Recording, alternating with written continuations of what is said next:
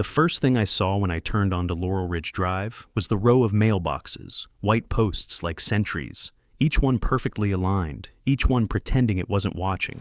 It was late afternoon, the kind of bright that makes everything look sharper than it feels, and my stomach went cold before I even parked. There were 3 SUVs at the blue curb by our driveway. Not county vehicles, not utility trucks. Glossy black with tinted windows and laminated door placards that said HOA Safety Compliance. The words made my jaw lock. In the middle of my driveway that I'd repaved myself last spring, stood Linda Hargrove in a crisp powder blue blazer, hands folded like she was about to lead prayer. HOA president. 40-something. Smile like a blade. My wife, Mara, was halfway down our porch steps. 8 months pregnant, one hand braced under her belly, the other squeezing the rail. Her face was pale in that way that tells you she's trying to look fine because she doesn't want anyone to see she's scared. Our son Eli stood behind her, rigid and silent, his small fingers twisted in the hem of her sweater. The noise, the strangers, the cars on the blue curb, too much for him. His autism makes the world feel like it's turned up to maximum volume. When he's overwhelmed, he goes still like a deer staring into headlights. 2 men in neon vests were rolling a dolly toward Mara. On it were heavy cardboard boxes, the kind movers use. Maintenance shed inventory, one of them said, already breathing hard. Board ordered relocation. We need you to sign and help us place these in your garage. Mara blinked, confused. I'm sorry, what?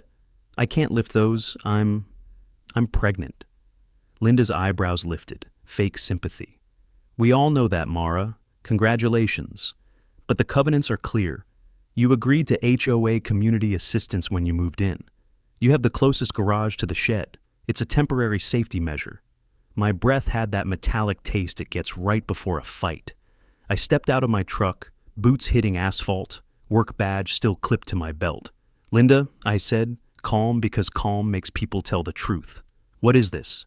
She turned like she'd been waiting to perform. Marcus. She said my name with syrup and spite. Perfect timing. Your wife has been refusing a lawful directive. Lawful, I repeated, looking at the boxes. They were stamped with warning labels I didn't like. Directive to do what? Store HOA maintenance supplies, she said. We discovered violations in your backyard, hazardous items. We need secure placement. Mara can sign, and if she can't lift, she can supervise. One of the vest guys was already trying to wedge the dolly up our porch steps, too close to Mara's belly. Eli's breathing went fast and shallow. His hands went to his ears. I moved between them and my family without raising my voice. Back away. From my porch. Linda's smile thinned. You don't get to bark orders here. Your property is subject to HOA inspection. The board has authority. I watched Mara's mouth open to argue, then close. She hated conflict. She was also exhausted from carrying a baby who liked to kick at midnight like she was trying to break out early. The last thing she needed was strangers forcing her to be brave. Authority doesn't override state or federal safety codes, I said. I kept my hands loose at my sides. What's in those boxes? Linda flicked her eyes away. Tiny tell. Cleaning agents, tools, things you people have been complaining about being in the open shed. You're using my wife as storage, I said, and you're asking her to handle unknown chemical loads while pregnant, on an unannounced visit, without paperwork. One of her board cronies, a man with a clipboard and a smug chin, stepped forward. Sir, per Section 14B, homeowners shall provide reasonable assistance in emergent board actions. Stop, I said. Not loud, just the way you say stop to a dog before it runs into traffic. I turned to Mara. Go inside. With Eli. Now. Eli didn't move until Mara touched his shoulder and whispered. I couldn't hear her words, but the way his body softened told me she'd found the right rhythm. She guided him back up the steps. Linda's voice sharpened. Do not disobey. I'm not disobeying, I said. I'm preventing a safety hazard. She took a step toward the porch, blocking Mara's path with her arm. My chest went hot. Not rage, something older. The instinct that makes your body a wall. Linda, I said, and the neighborhood got quiet enough to hear a leaf fall. Move, away, from my wife. Her eyes flashed, and for a second, I saw it. Not a president, not a concerned neighbor, but a woman high on power because nobody had ever called her on it. "You make everything so dramatic," she hissed. "Maybe if you weren't always running around in your little government job, you could pay attention to your yard. We've had complaints about your fence, about your shed, about your attitude. I'm done being nice." She snapped her fingers at the vestmen. "Put them inside. If he resists, document it." They reached for the dolly again. I hooked 2 fingers under my badge and held it up. "I'm OSHA." The words landed like a thunderclap. The clipboard guy blinked. Linda froze, like her brain had to resort the world. "Occupational Safety and Health Administration," I said. "Federal, and these boxes, whatever you think they are, you're directing an untrained, visibly pregnant resident to lift and store them. On a porch without load assessment, without hazard communication, without consent. In my state, that's not just a violation. It's reckless endangerment." Linda recovered fast because bullies always do. "This is a private neighborhood. OSHA doesn't apply." I smiled once, thin and tired. "Wrong? If your board is running a maintenance operation employing contractors, directing labor, handling chemicals, and compelling residents to perform tasks under threat of penalty, that's a workplace function. It applies, and I'm about to make it apply very loudly." Her nostrils flared. She leaned in like a snake. "You wouldn't dare." From inside the house, I heard Mara's voice rise, strained. Eli made a sound like a hiccuped sob. The sound ripped straight through me. I pulled my phone out and started filming. "This is Marcus Hale, compliance officer, timestamp. Location, Laurel Ridge, HOA, maintenance relocation operation. Board President Linda Hargrove directing hazardous material handling." Linda slapped her hand up. "Turn that off." "No." My voice was iron. "You want high stakes, Linda? You just stepped into federal jurisdiction." Her eyes skittered to the neighbors' porches. People were coming out now, drawn by the commotion, faces peeking between fence slats, feet inching down driveways. The whole street was watching. I kept filming. "Anyone who touches that dolly is under instruction to cease operations pending hazard review," I said, still recording. "Failure to comply will be documented."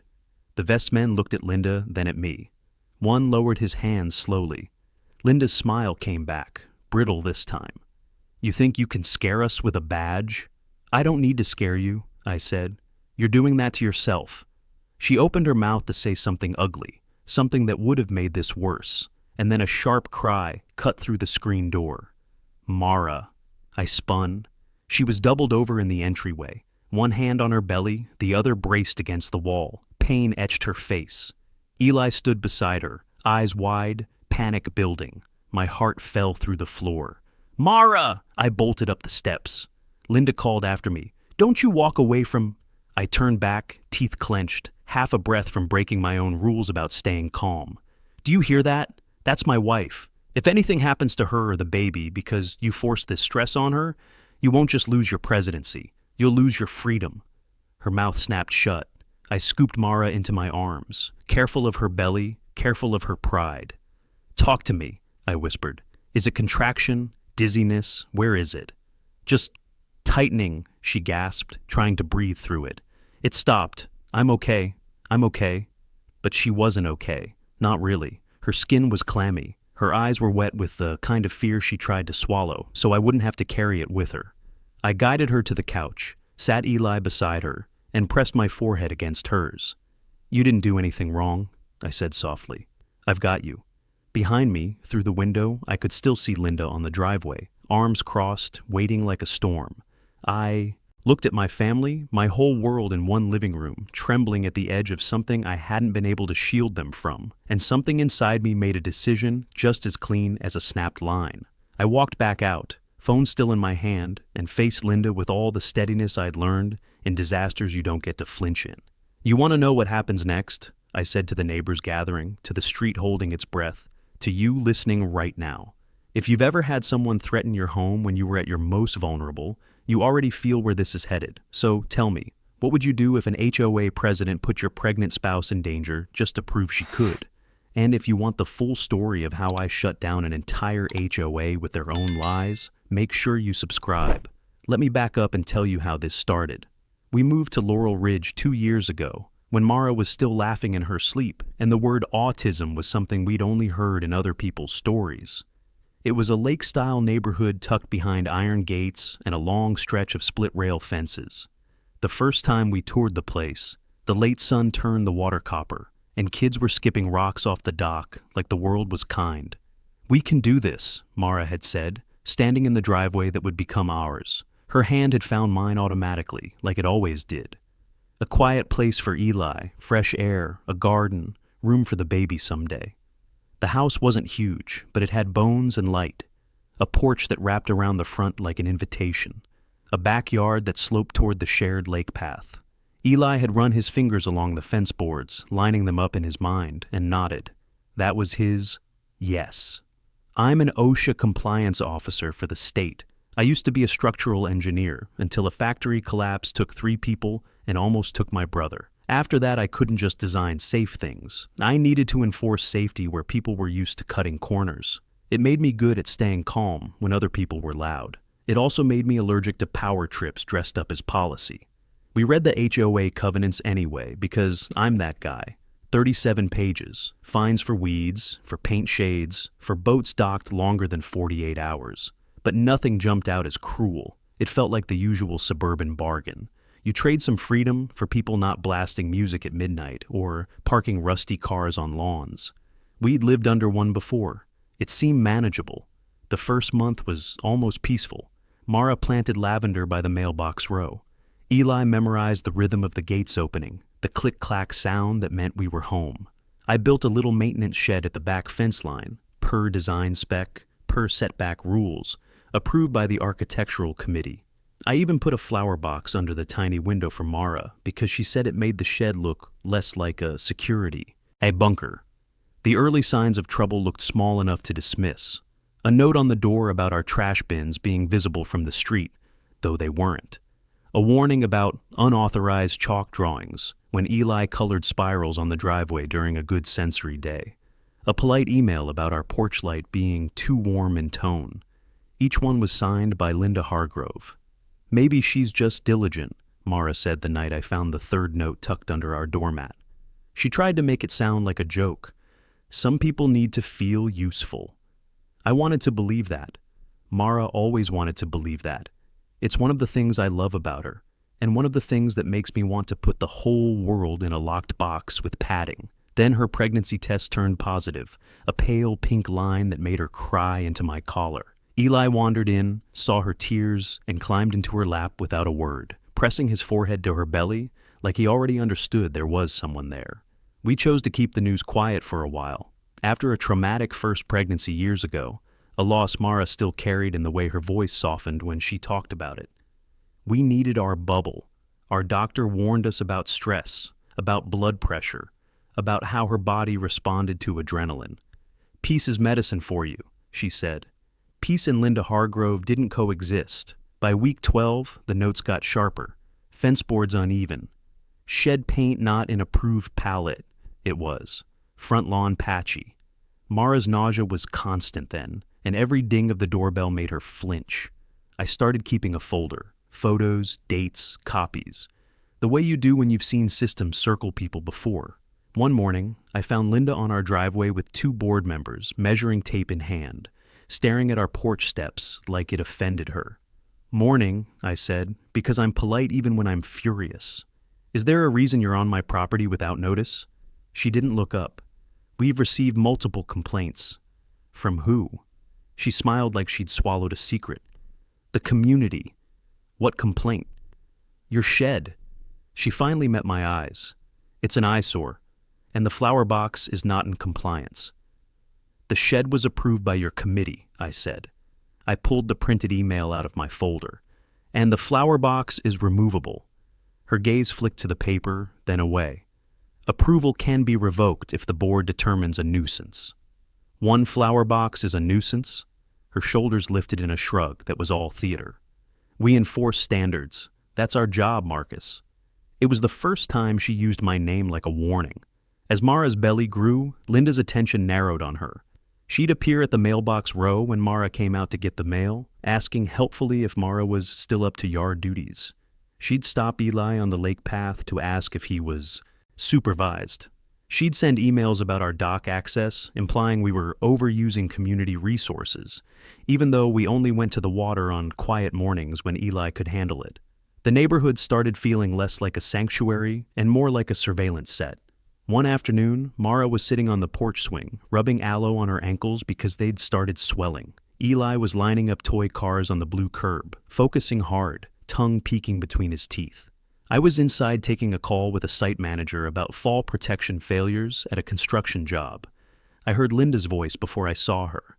"Oh, honey, you really shouldn't be letting him play there. The curb is for emergency vehicles." Mara's tone stayed gentle. "He's not in the road. He's just organizing his cars." Linda clicked her tongue. "Still, people have to look nice, and it isn't safe for children like him to be unsupervised. What if he darts out?" "He doesn't dart," Mara said, her hand tightening on the swing chain. "And I'm right here." Linda leaned closer. "You're going to have a new baby. You can't be stretched thin. Maybe you should rethink your routines." I walked out and watched Mara's face go tight with that quiet humiliation she hated. "Linda," I said, "leave my porch." Linda straightened, offended that I'd intruded on her done-as-concerned performance. "I'm trying to help." "No," I said. "You're trying to control. There's a difference." She stared hard, then smiled sweetly at Mara. "Take care of yourself," she said, like a threat wrapped in lace. "We'll be watching out for safety issues." After that, fines came like rain. $10 for a weed I couldn't find. $50 for a non-approved garden ornament that was a squirrel statue Mara's mom had given her. $100 for a visible medical device when Eli's therapy swing got delivered and sat boxed by the door for one afternoon. The worst part wasn't the money. It was Mara laying awake at night with her hand on her belly, whispering, "What if they take the house? We can't keep fighting every week." It was Eli becoming afraid of the mailbox row because Linda always seemed to be there. It was the way the porch, once our favorite place, started to feel like a stage for public judgment. I tried to handle it the lawful way first. Letters to the board, requests for records, appeals. I had a reputation at work for de-escalating tense inspections. I believed in process. Process didn't work when the process was a weapon. That's when we met Tessa. Tessa Klein lived 2 houses down, a single mom with a steady gaze and a laugh that sounded like she'd earned it. She was a paramedic, night shifts, calm hands, the kind of person who notices what everyone else pretends not to. The first time she came over, it was because she saw Mara crying on the porch after an HOA letter arrived marked "Final." Warning. Tessa didn't ask nosy questions. She just held out a paper bag. "Chocolate croissant," she said, eyes soft. "And I've got decaf if you want company." Mara hesitated. I saw it, the reflex to say, "We're fine," to protect our dignity. Then her shoulders sagged. Tessa sat on the porch steps, not too close, giving Mara space. Her eyes flicked to the street once, twice, like she was tracking a threat even when she didn't name it. "She's really on you," Tessa murmured after a quiet minute. "Linda." Mara nodded, biting her lip. "It's constant." Tessa's mouth twitched, like she wanted to spit something bitter, but swallowed it. "Yeah, she did this to the Parkers last year, drove them out with fines and inspections. Their kid had a wheelchair. She said the ramp hurt property values." Mara looked at me, shocked. I felt something click into place. "You saw it happen?" I asked. Tessa's jaw tightened. "I heard about it too late. I was on a run when it went down. People don't like to get involved. They think it won't come for them." She rubbed her thumb over her knuckles, nervous habit. Then she lifted her eyes. "But it's coming for you, and your wife doesn't need this stress." That night after she left, Mara whispered, "Do you think she'd help us?" The hope in her voice was small and dangerous. "We don't need to drag anyone into this," I said automatically, protect her brain. Lone wolf instinct. But the truth was, Linda had already dragged the neighborhood into it. They were just pretending not to be in the ring. A few days later, I came home to find Tessa at the mailbox row, pretending to check her mail while watching Linda across the street. Linda was doing something strange. She had a clipboard, yes, but she wasn't noting lawns. She was peering into her phone, pointing it at different houses, then tucking it away when people glanced up. Tessa caught my eye and hooked a finger subtly toward our fence line. I walked over. "What's up?" I asked under my breath. "She's been doing that all week. Tessa said. Her tone was light, but her shoulders were tense. Taking pictures, mostly of your place. Pictures of what? Anything she can call a violation. She swallowed. I heard her talking at the shed 2 nights ago, with Greg and that little snake Marjorie.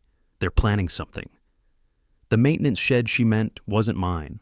It was the HOA's communal one by the lake gates, a squat building where they stored tools and chemicals for landscaping. Planning what? I asked. Tessa glanced toward Linda, then back. I don't know the full thing yet, but I heard your name, and Mara's. She said she needed one more push. The skin on my arms prickled. Push toward what?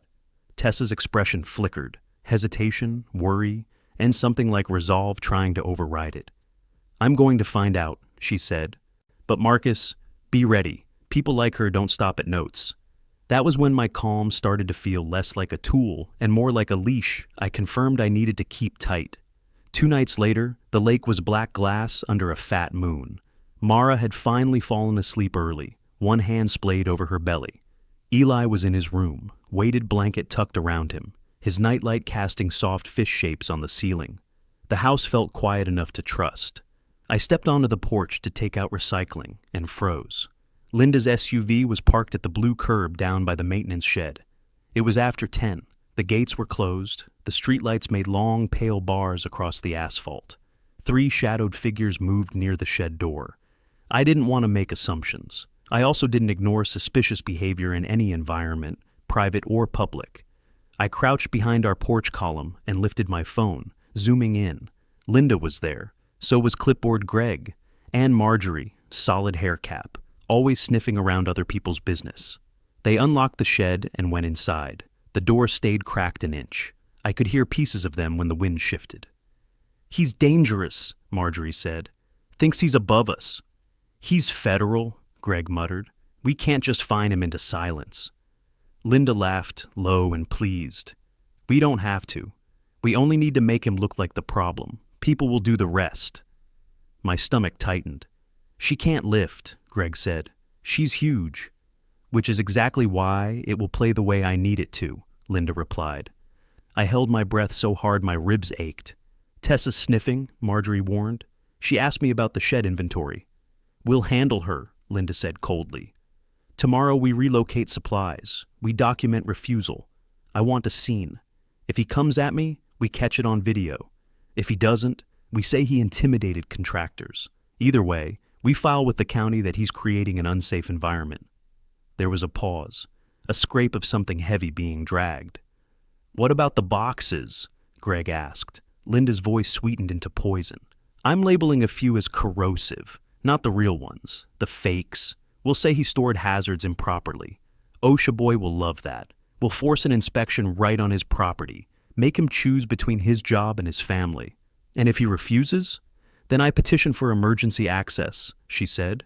We already have enough complaints for a temporary board order. We cite child endangerment, unstable father, pregnant wife under stress. My blood went cold in a way that had nothing to do with the night. They were going to set me up. They were going to weaponize Mara's pregnancy and Eli's disability to paint us as unsafe. I backed into the house without a sound, locked the door, and stood there in the dark kitchen listening to my own heartbeat. My job had trained me to see risks, in steel and scaffolding.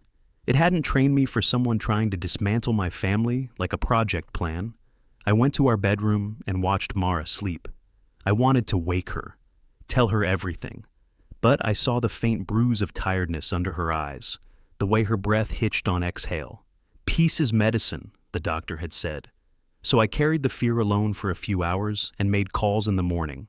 I didn't call the board. I didn't call our lawyer yet. I called Tessa.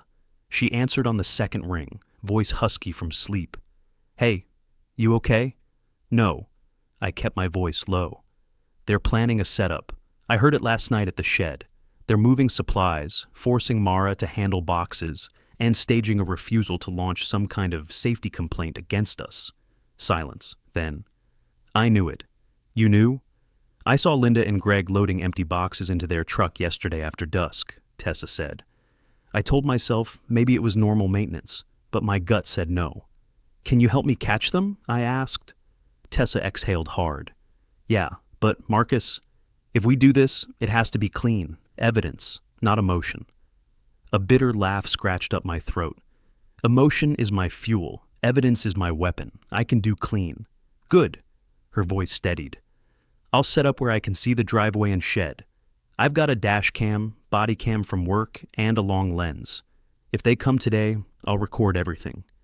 I looked over at Mara at the table, sipping ginger tea, one hand on her belly, as Eli lined up cereal pieces into patterns.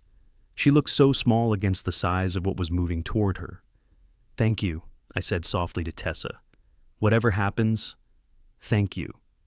You protect her, Tessa replied. I'll protect the truth. By noon, the air felt jumpy. Mara kept rubbing her lower back, and Eli was in one of his quiet moods, watching the gates more than his toy set. I tried to act normal, tried to smile at Mara when she asked if I'd eaten, tried not to stare out the living room window every 2 minutes. At 2:15, my phone buzzed with a text from Tessa. They're coming. I watched the black SUVs roll in like a funeral procession. And you know what happens next, because you were there with me at the top of this story. Linda in the driveway, contractors with boxes, Mara on the porch, Eli frozen in fear. What I didn't tell you yet is what Tessa saw before I pulled up. She told me later, in that clipped paramedic way she had when she was trying not to tremble. Linda arrived early, she said. Earlier than the contractors. She'd parked by the maintenance shed and pulled 3 empty boxes out of her trunk. 2 had hazard labels already slapped on them, bright red, big letters. She carried them inside the shed, then came out holding a small brown bottle she tucked into her blazer pocket. Tessa watched her glance around like a thief. Then Linda walked straight toward our fence line and slipped. Through the side gate I keep locked. Except that morning, I'd found the latch nudged open when I took out trash. I'd thought maybe I hadn't clicked it shut. Linda stepped into my yard, crouched by my shed, and set the brown bottle behind it. She positioned it so it would be half visible if someone looked closely, half hidden if they didn't. Then she returned to the street and waited with her phone ready. Tessa recorded all of it. So by the time I got home and found my wife being pressured to lift boxes and my child shaking on the porch, the trap was already sprung. I just hadn't read the full blueprint until I was standing in it. And standing there with Mara's pain echoing in my ears, I knew something else too. Linda thought she could make me choose between my job and my family. She didn't understand that my job existed because of families like mine. I walked back into the driveway after settling Mara inside.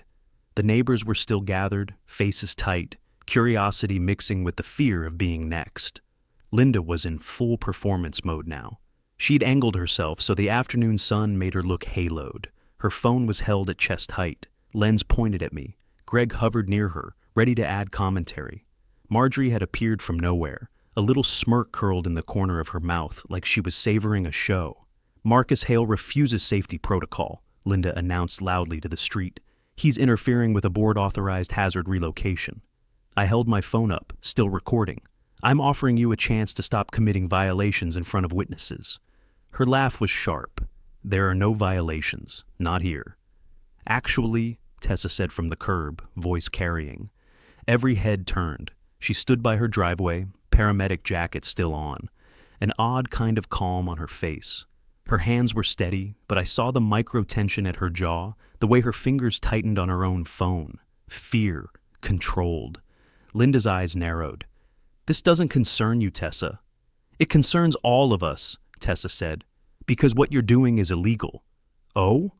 Linda tilted her head. And since when are paramedics legal experts? Tessa lifted her phone.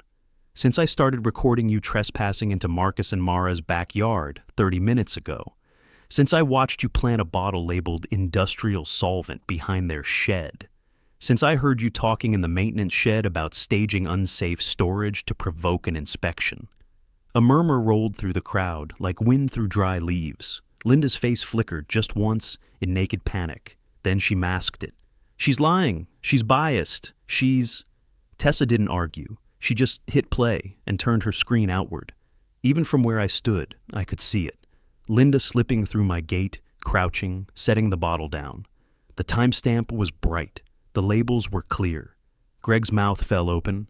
Marjorie's eyes darted like she wanted to vanish into a hedge. Linda stepped forward too fast. Turn that off. That's taken out of context. There's no context where you plant hazardous material on someone else's property, I said evenly. She spun on me, voice climbing. You set me up, you and your little friend. You set yourself up, I replied, and you did it by endangering my pregnant wife. Her nostrils flared, the performance cracked. Your wife is always playing the victim. Maybe if she wasn't so fragile, this neighborhood wouldn't have to babysit you. The words hit the crowd hard. Mara heard them through the window. I saw her silhouette stiffen behind the curtain. I felt my hands curl into fists and force them open again. Calm. Calm is control. Control is protection.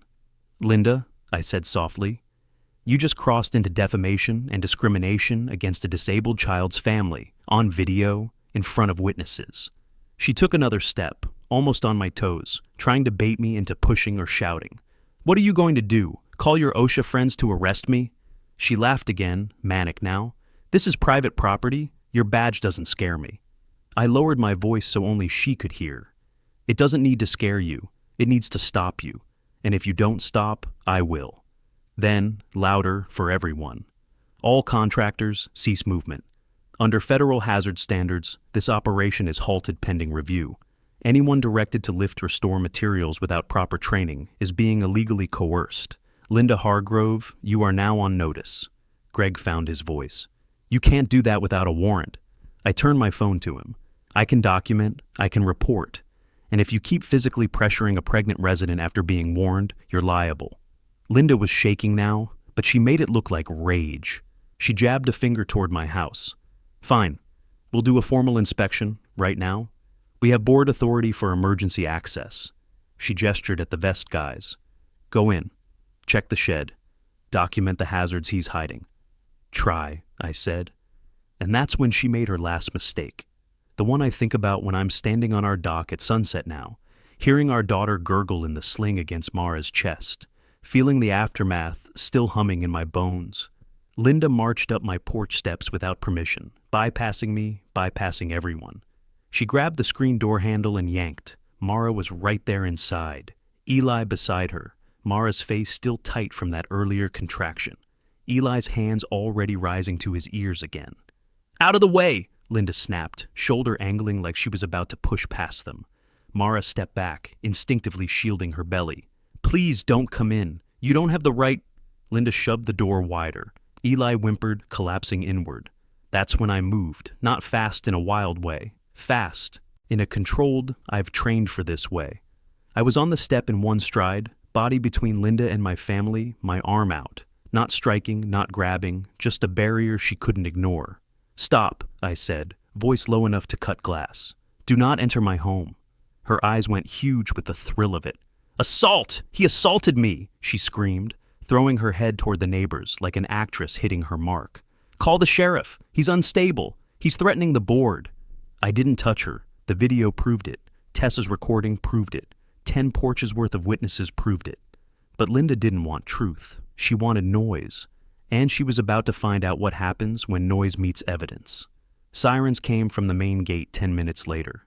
Real county cruisers, not HOA cosplay. 2 deputies stepped out first, then Sheriff Alvarez himself, tall and tired-eyed. The kind of man who doesn't waste words because the wrong word can cost blood. He walked straight up the driveway, eyes sweeping the scene. He took in the SUVs at the blue curb, the contractors, the gathered residents, Linda vibrating on the porch like a kettle about to scream. Who called? He asked. Linda thrust herself forward. I did. This homeowner is interfering with board safety operations, and he assaulted me on my porch. Alvarez's gaze slid to me. Marcus Hale?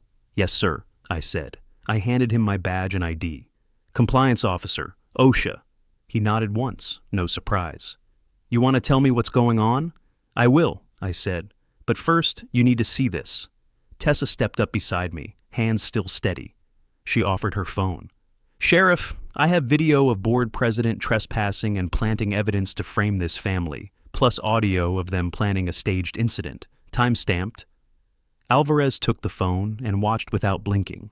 The street went quiet around him, like everyone subconsciously knew oxygen wasn't safe until he decided the shape of reality. When the clip ended, Alvarez lifted his eyes to Linda. Her face drained so fast it was almost graceful. "That's edited. She hates me. Ma'am," Alvarez said, voice flat.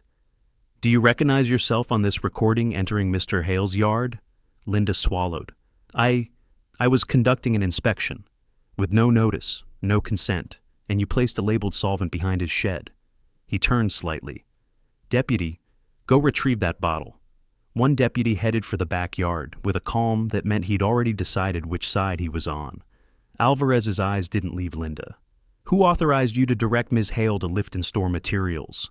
"It's in our covenants," she said weakly. "Community assistance." "Not how that works," Alvarez cut in. "You can't compel labor, you can't order residents to handle chemicals, and you sure as hell can't trespass to plant evidence." The deputy returned holding the brown bottle in an evidence bag. "Found it behind the homeowner's shed, Sheriff." Alvarez nodded, taking it, studying the label. "Industrial solvent, corrosive. You know what negligence with this could do to a pregnant woman?" His voice sharpened, the first real heat. "Or a child who has sensory issues and might grab anything half hidden in a yard." Linda's lips trembled. She opened them 3 times before sound came out. "I was trying to protect the community. He's been non-compliant for months." Alvarez looked around at the crowd. "Anybody here seen Mr. Hale act threatening?" Silence. Then one older man lifted his hand slowly. "No, Sheriff. Linda's been bullying folks. We didn't want to say." A woman beside him nodded hard. "She fined my husband because our porch flag was too faded. She threatened to tow our car when my mother was visiting. She's out of control." Voices bubbled up now, as if permission had been granted. Stories spilling, fear turning into anger. Linda stared at them like they were betraying her religion. Alvarez held up a hand. "Okay, that's enough." He turned to his deputies. "Detain Linda Hargrove for trespass, attempted evidence tampering, and reckless endangerment pending investigation. Detain Gregory Phelps and Marjorie Coates as accessories if their involvement is confirmed on audio." Linda jerked back. "You can't arrest me. I'm the HOA president." Alvarez didn't blink. "You're a citizen who broke the law. Cuffs." When the deputy stepped toward her, her body shook in fury and disbelief. She looked at me like this was my fault, like I'd ruined her life by refusing to let her ruin mine. "Marcus!" she shrieked. "Tell them to stop. You're making a mistake." I watched her hands go behind her back. I watched the metal click. I watched 10 porches of people exhale at once. "I'm not making a mistake," I said quietly. "I'm ending one." As she was guided down the steps, Mara opened the door behind me. She didn't come out far, just enough for me to take her hand. Her eyes were wet, but her voice didn't shake. "Thank you, Sheriff," she said. Alvarez tipped his chin toward her, something gentle in his eyes now. "Ma'am, go sit. Take care of that baby." She did. Eli tucked himself against her leg like a barnacle finding a safe rock. The deputies loaded Linda into the cruiser. Greg and Marjorie were still sputtering denials, but their wrists ended up cuffed too. When the cars pulled away, the street felt like a storm had passed. The blue curb was empty again. The mailbox row looked less like sentries and more like a line of tired old posts. People stood in clusters, talking in low voices, some crying, some angry, some ashamed. Public fallout hit fast. Within 2 days, an emergency meeting was held. Not by Linda, obviously, but by people who'd been quietly waiting for someone to break the spell. Board members resigned one by one like dominoes. The HOA attorney, after reviewing the recordings and the sheriff's report, notified residents that all fines issued under Linda's administration were suspended pending audit. A petition went door to door to dissolve the board entirely and appoint a temporary third-party manager. Neighbors who'd never met Mara's eyes before brought casseroles and apology flowers. One woman left a note that said, "I'm sorry I stayed quiet. I saw her hurt you and I didn't stop it. Thank you for stopping her." Mara read that note on the porch swing, hand on her belly, and cried in a way that sounded like something unclenching.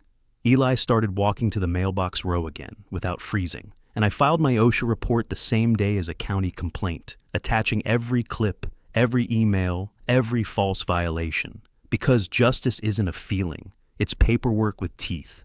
The hearing came 3 weeks later. in a county courtroom that smelled like old varnish and coffee. Mara was 9 months then, round and luminous and tired. She wore a soft gray dress and my old flannel because it made her feel safe.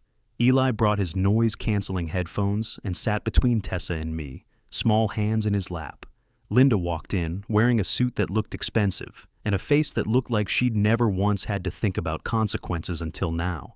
She avoided our eyes. She avoided the gallery, where half the neighborhood sat behind us. The judge, Honorable Rebecca Lynn, was a small woman with an unhurried voice and eyes like a surgeon's scalpel. She listened to the sheriff's report. She watched Tessa's footage. She read through the covenants and the board minutes that our lawyer had compelled through discovery. When the audio of Linda's shed conversation played, the courtroom went cold. You could hear her voice, measured, cruel, delighted at the thought of humiliating Mara, trapping me, using Eli's diagnosis as leverage. Judge Lynn didn't interrupt even once. She waited until the clip ended, then she leaned forward slightly. "Ms. Hargrove," she said, "do you understand that homeowners associations derive authority from covenants, but remain subject to state and federal law?" Linda lifted her chin. "We were maintaining safety." "You were manufacturing danger," the judge replied, sharp as a gavel strike. "You coerced a pregnant resident to perform labor, trespassed, planted hazardous material, and attempted to provoke a violent response to justify further action. That is not safety. That is harassment and criminal conduct." Linda's mouth opened, but the judge held up a hand. "I am issuing an injunction immediately removing you and your co-defendants from any HOA authority. The association is ordered into a full financial and procedural audit. All fines levied against the Hale household are void. Additionally, based on evidence presented, I am referring this matter to the district attorney for charges including evidence tampering and reckless endangerment. The HOA's current board is suspended pending restructuring. If residents wish to dissolve the association, I will not stand in their way." A breath I didn't know I'd been holding left me in a long, shaking exhale. Mara put her hand over mine, fingers warm and sure. Tessa's shoulder brushed mine, a silent, "told you." Linda stood like she'd been hollowed out. For once, power had nowhere to hide her. We walked out of court into bright winter sun. The iron gates at Laurel Ridge were open when we drove home that afternoon. Not because someone had commanded them to be, but because freedom had a way of loosening locks. That night, the lake was still. The dock boards creaked under my boots as I carried a mug of tea down to the end, watching the sky bruise into purple. Mara sat in a chair near the porch light that cast a soft halo around her belly. Eli was curled in a blanket beside her, asleep early, his face slack with peace. Every so often he made a tiny humming sound like a cat dreaming. Mara's hand rested on her stomach, and beneath it our daughter rolled, a slow ripple of life that made Mara smile through sheer exhaustion. "You okay?" I asked, sitting on the dock edge. She looked out over the water. "I feel like I can breathe again." "I'm sorry it took a war." She shook her head gently. "You didn't start it. You ended it." A breeze lifted her hair across her cheek. I reached back, tucked it away. The porch light flickered once, not broken, just catching in the wind, and steadied. The same light Linda used to complain was too warm. Now it just looked like home. "I was scared," Mara admitted quietly. "Not of her exactly, of what it did to us, of becoming people who live in fear." I swallowed. "Me too." She turned to me, eyes soft in the dusk. "But we didn't. We became people who fought for what was right." I listened to the lake lapping against the dock, the sound like a heartbeat slowed to safe. Somewhere inside, a baby monitor crackled and then went still. "Tomorrow," Mara whispered, "we'll bring her home to this." "Yeah," I said. "We will." We sat there until the sky went fully dark, until the gates at the far end of the neighborhood clicked shut for the night, and I didn't feel the urge to check who held the key. If you've made it all the way here, you know this wasn't just about a mailbox row or a blue curb or a woman who thought a clipboard made her a queen. It was about what you do when someone tries to rewrite your family's safety as a bargaining chip. It was about choosing evidence over noise, love over fear, and not letting power masquerade as law.